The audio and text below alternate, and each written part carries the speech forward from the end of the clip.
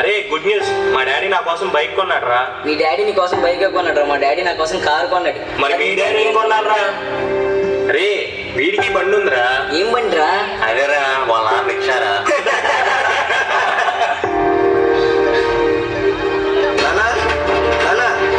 నాకు 2 లక్షలు కావాలన్నా, బైక్ కొనుక్కోవాలి.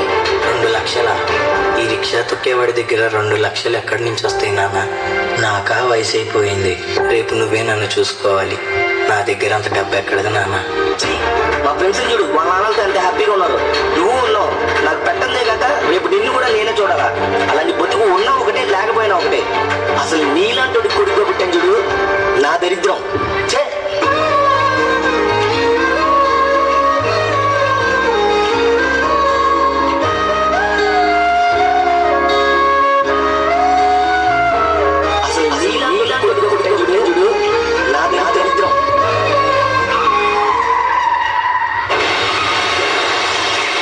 సారీ సార్, మీ ఫాదర్కి లేరు.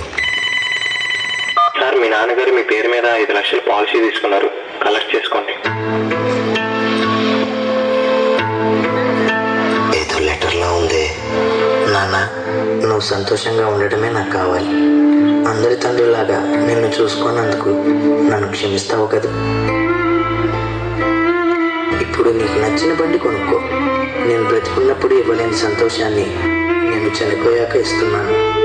నీకన్నా నా ప్రాణమేమి ఎక్కువ కాదు నాన్న.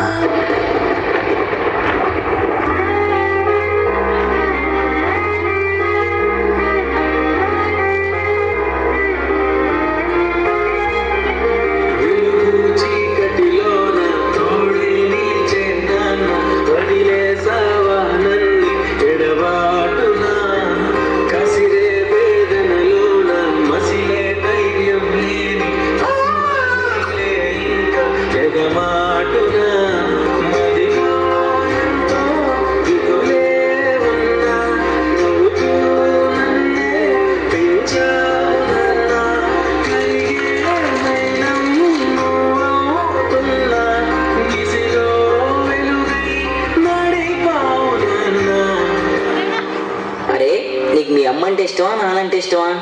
నాకు అమ్మే ఇష్టం రా. ఎందుకంటే 9 నెలలు మోసి జన్మనిచ్చింది.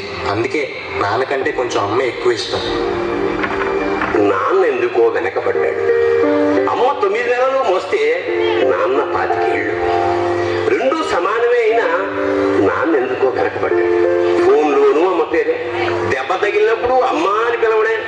మిగతా అప్పుడు గుర్తు రానందుకు నాన్న ఎప్పుడైనా బాధపడ్డాడా ఏమో. పిల్లల ప్రేమను పొందడంలో తరతరాలుగా నాన్న ఎందుకో వెనకబడ్డాడు. అమ్మకి మాకు బీరువా నిండా రంగురంగుల చీరలు బట్టలు, నాన్న బట్టలకు దండెం కూడా నీడదు. తనను తాను పట్టించుకోవడం రాని నాన్న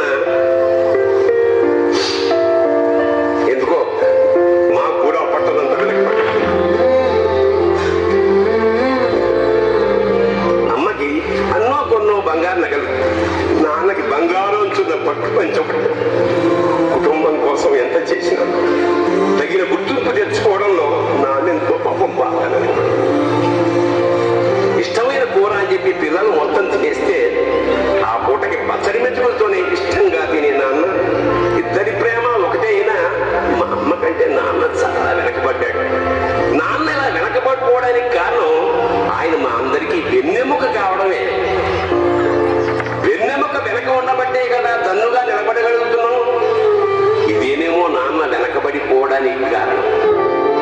నాన్న, నన్ను క్షమించు.